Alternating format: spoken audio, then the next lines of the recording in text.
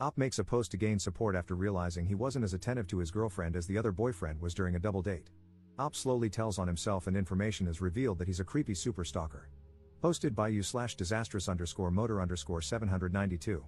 I'm a 21M, and I was out with my girlfriend, 21F, at a bar when we ran into her good friend from high school, Katie, fake name, and another guy she knows, John, also a fake name. Both are also 21. Apparently, John and Katie met at my girlfriend's house a few weeks prior when John came to buy something from my girlfriend's dad. My girlfriend was excited to see them both and asked what they were doing there, and they said they were on a date. We all talked for a bit and ended up sitting at a table together. For context, the original seating arrangement had me and John sitting across from each other, closest to the wall. The table was right up against the wall, while the girls sat on the outside. John immediately seemed irritated by this seating arrangement, even though he was sitting next to the girl he was with. Two guys were standing next to us after we sat down.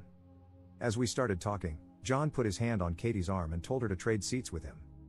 Katie looked a little confused but started to get up to move, and I told John to stop being such a prick if he wanted this first date to go well. John then told me to F off and sat down in the seat Katie had moved from. About 2 to 3 minutes later, a fight broke out between the two guys I mentioned earlier, and one of them got punched and fell back directly into John. When everything finally settled, I said, "Wow, that was crazy." John looked at me and asked, "So, am I still a prick?"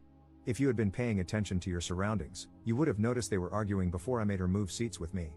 And you would have known that's why I made her move seats with me. I understand that he thinks he's a hero or something, but he didn't make my girlfriend move. He was only worried about that girl. Now my girlfriend is mad at me because she says I was a jerk to him. So, am I the jerk here? Update 1 week later. I posted my story a week ago, and everybody called me a jerk, but there's new information. 3 days after the problem at the bar, I was on my way to work when my girlfriend asked me to stop by Katie's to pick up something she had borrowed. She said Katie knew I was coming by. When I got to Katie's apartment and went to open the door, it was locked, which had never happened before when my girlfriend and I had gone there.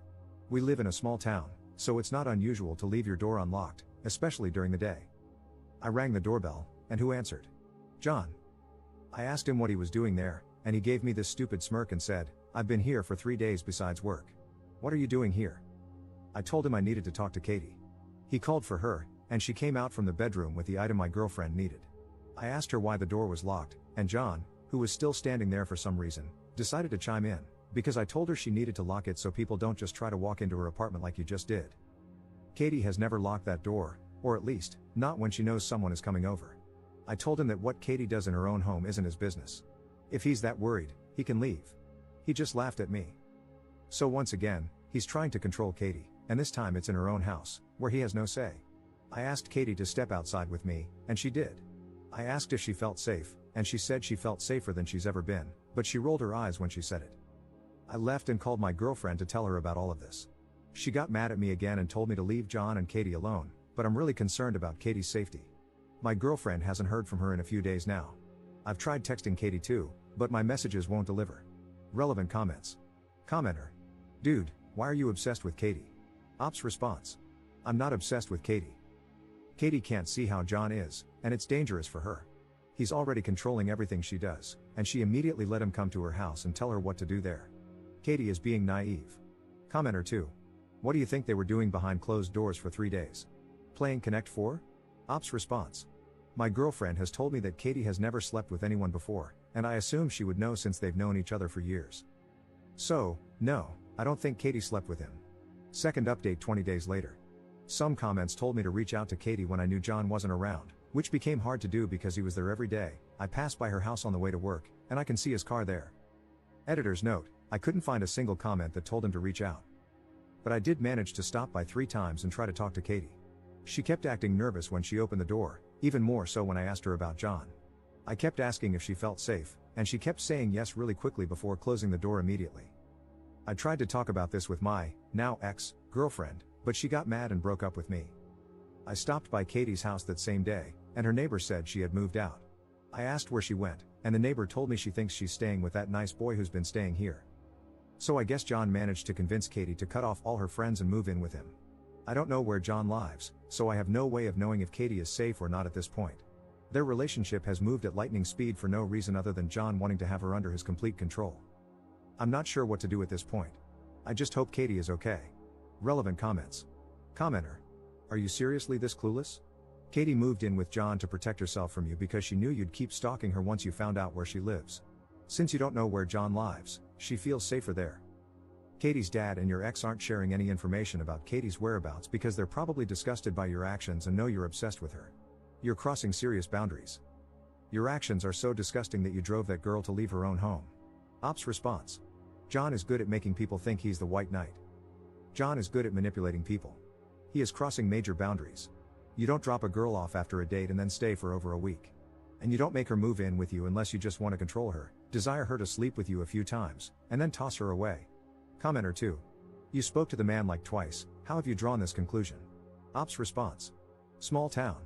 You know people who know things. John has a reputation for being a bit of a player. So if she hasn't seen anything bad about him yet, she will when she gets cheated on or thrown out for the next girl. John's post one day later. Posted by you/John not John 1941. Hello, people of Reddit. John here, even though he screwed up and used my real name in one of his comments before editing it. I got sent a link to the account that has been repeatedly posting about me and my girlfriend, yes, my girlfriend, even though he swears up and down she isn't, this afternoon, and it's taken me a while to decide what I'm going to say.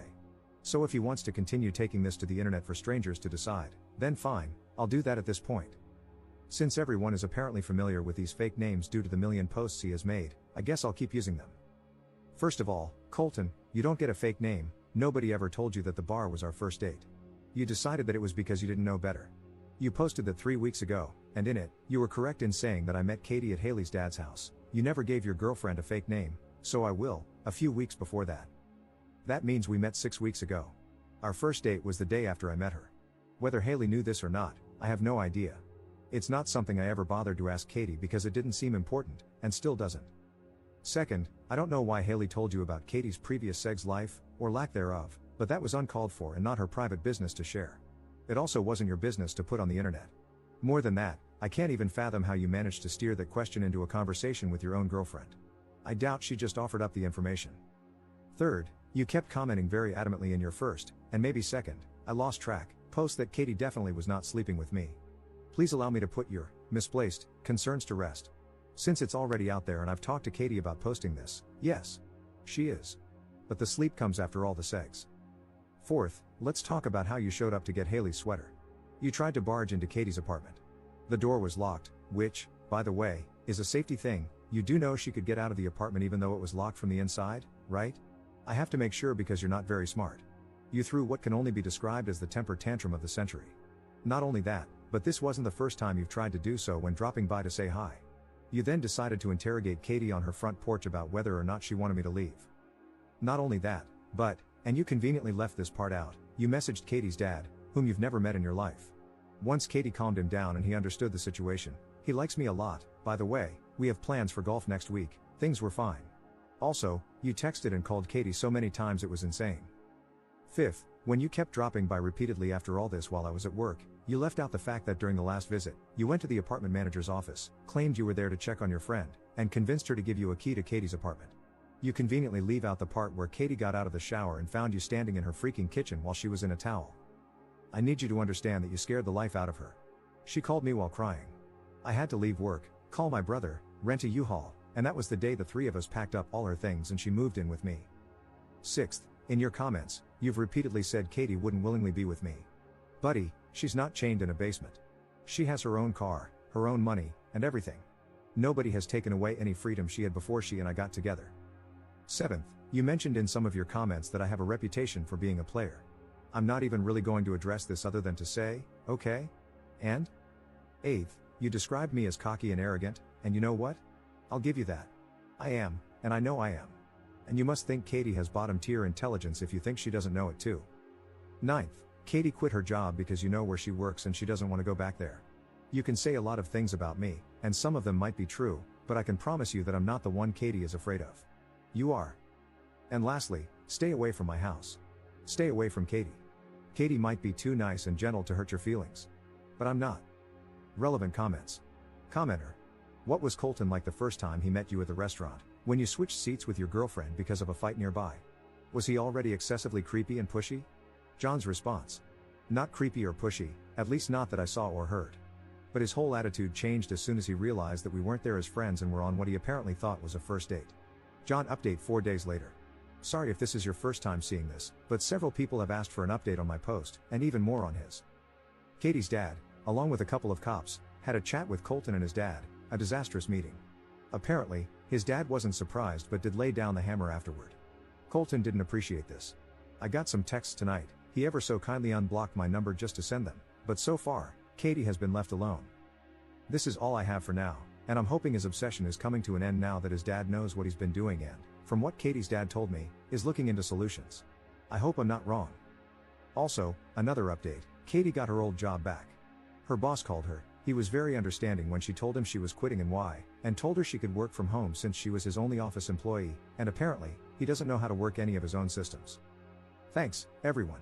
Some of the comments on either my post or his gave both me and Katie a laugh in the middle of all this crazy BS. Editor's note, text messages can be found on John's profile, as the transcription contains too much swearing to include without it being risky.